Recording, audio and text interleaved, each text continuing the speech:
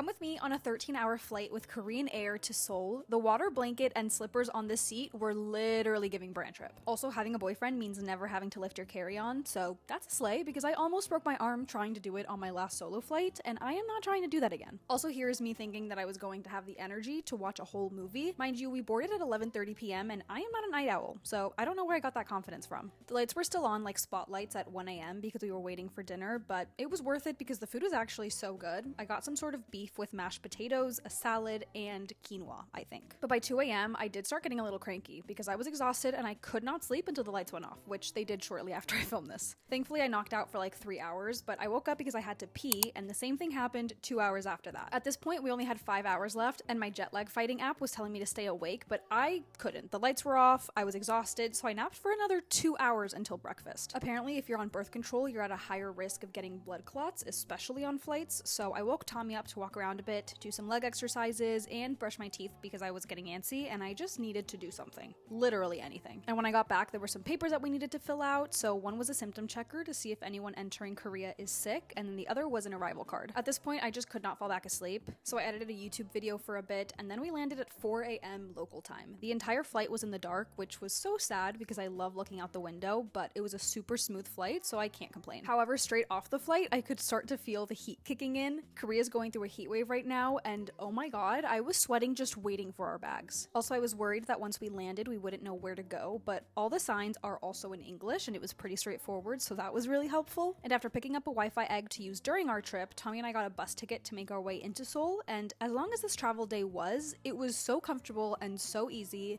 10 out of 10 recommend.